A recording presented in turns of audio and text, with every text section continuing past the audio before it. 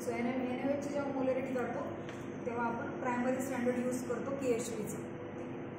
So आता sample weight इथे तुम्हाला टाकावं लागतं 0.10.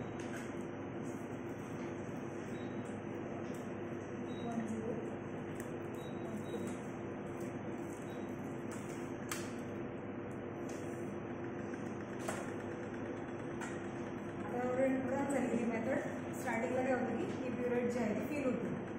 ब्युरेट फिल झाल्यानंतर या ट्यूबिंगने ड्रॉप वाईज टायट्रंट जे आहे तुमचं ॲड होत राहतो याच्यामध्ये. तुम्हाला हात लावायची गरज नाही, शेक करायची गरज नाही, काहीच नाही. आपण ब्युरेट प्रिपेड जेव्हा यूज करतो त्यावेळेस काय होतं टायट्रंटचा ड्रॉप कमी जास्त झाला की लई खाली जास्त कलर खूप कोणाचा खूप जास्त डार्क येतो, कोणाचा खूप कमी येतो. सो हे ह्युमन एरर्स आहेत जे मॅन्युअल टायट्रेशनमध्ये येतात. बट याच्यामध्ये ह्युमन एररचे चान्सेस खूप कमी असतात, म्हणजे 0.1% फक्त.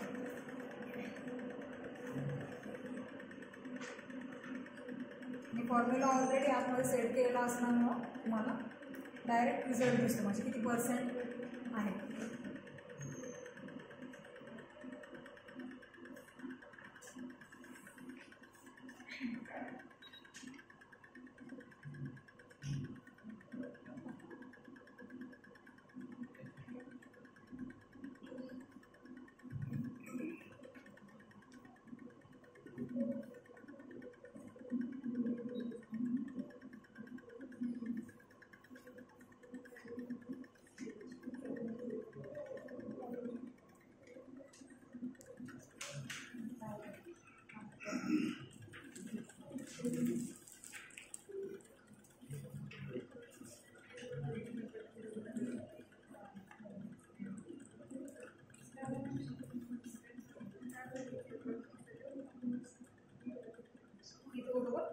ॲड होतो त्याला जेवढं पाहिजे तेवढं.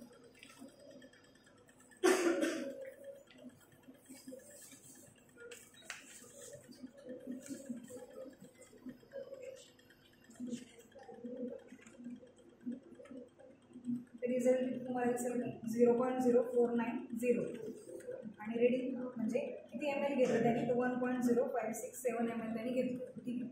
आता ही झालं फक्त एकच. अशी मोलॅरिटी जेव्हा काढत असतो आपण तेव्हा 3 वेळेस रिपीट करावं लागतं. मग त्या 3 सॅम्पलचा मीन RSG वगैरे कॅल्क्युलेट करून मग तुमची फायनल मोलॅरिटी असते. आणि जेव्हा ॲसे जरी करत असलो आपण ॲसेच्या वेळेस पण 2 ॲसेचे रिपोर्ट घ्यावे लागतात तुम्हाला. फक्त एक रिपोर्ट करून तुम्ही डिसाईड नाही करू शकता. 2 वेळेस ॲसे रिपोर्ट रिपीट करतो आणि त्यानंतर जो त्याचा मीन असेल तो आणि RSG वगैरे कॅल्क्युलेट करून मग तुम्हाला कळतं की किती प्युअर आहे सॅम्पल, 99% आहे का 100% आहे. ठीक आहे. सो कुठल्याही टाईपचं टायट्रेशन जे आहे त्याच्यावर आपण करतो. याचा यूज हाच आहे की तुम्ही ह्युमन एरर जो आहे तो इलिमिनेट करण्यासाठी याचा तुम्ही यूज करू शकता. इंडस्ट्रीमध्ये ॲक्युरसी इम्पॉर्टन्स असल्यामुळे मॅक्सिमम टायट्रेशन याच्यावरच होतं. मॅन्युअल टायट्रेशन खूप कमी झालेली आहे इंडस्ट्रीमध्ये. आपण जे नॉर्मल टायट्रेशन करतो त्यात काय म्हणतो आपण त्याला व्हॉल्युमेट्रिक टायट्रेशन. म्हणजे त्याने काय होतं ह्युमन एरर होतं. कधी काय होतं तुम्ही आता एंड पॉईंट चेक करता, इंडिकेटर टाकता आणि एंड पॉईंट चेक करता. कधी सोल्युशन जास्त झालं की तुमचं डार्क पिंक दिसतं. ॲक्च्युअल काय असतं एंड पॉईंट जे असतं शार्प एंड पॉईंट कशाला होतं फेंट पिंक येतं ते जास्त शार्प एंड पॉईंट. तिथून पुढे तुम्ही जास्त सोल्युशन ॲड करतो. ॲक्युरेसी जी आहे ते यामध्ये आपण करतो इलेक्ट्रोकेमिकली ॲनालिसिस. टायट्रेशन पण आहे, ॲक्वस आहे, नॉन ॲक्वस आहे, कॉम्प्लेक्सोमेट्रिक आहे. इलेक्ट्रोड पण जो यूज करतो तर काही काहीला पण इलेक्ट्रोड यूज करावा लागतो. काही सॅम्पल्सला ग्लास इलेक्ट्रोड पण आहे, काही प्लॅटिनम इलेक्ट्रोड असं दिलेलं असतो तुम्हाला की कुठला इलेक्ट्रोड यूज करायचं तुमच्या सॅम्पलमध्ये. त्यानुसार तुम्हाला इलेक्ट्रोड यूज करावं लागतं. त्यानंतर नेक्स्ट आहे